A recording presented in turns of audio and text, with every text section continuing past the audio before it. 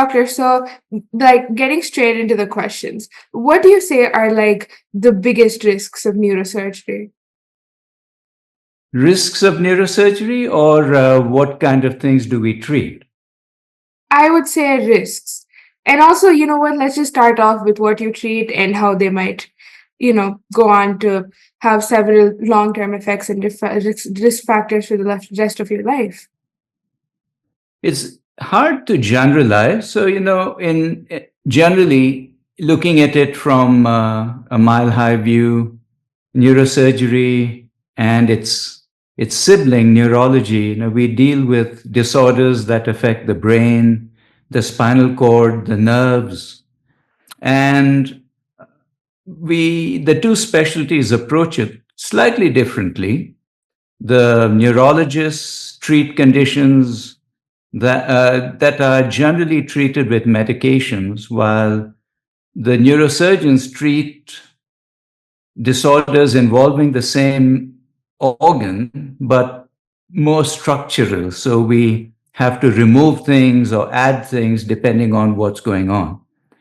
And so it's a little bit of a broad field. And so it's very hard for me to generalize as to what the biggest risks are, because it would really depend on so many factors: the age of the patient, what are we treating, how healthy was the patient to begin with. A lot of things come into play.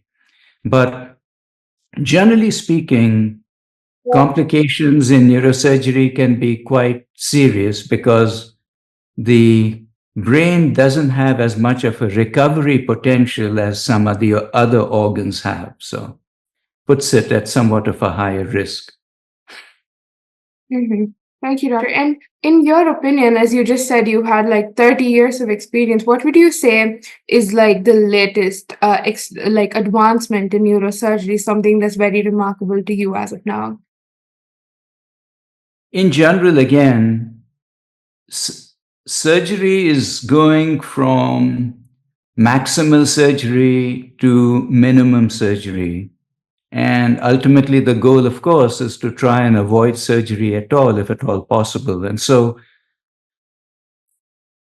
the movement has been the ability to make smaller incisions, smaller openings, the use of devices like endoscopes and robotics also to some extent, though not as advanced on the neurosurgery side, but trying to treat more conditions non-surgically, if at all possible, with medicines or radiation treatment or things like that. Again, depends on what's going on. But in general, the move is to try and reduce the amount of surgery that a patient needs to undergo and still get good results.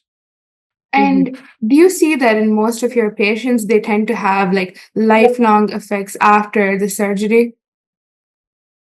Some do, some don't. It once again would depend on what condition that they came in with and what was done for them. Mm-hmm. Sometimes they can have lifelong effects, and sometimes they can have excellent recoveries. Depends, really.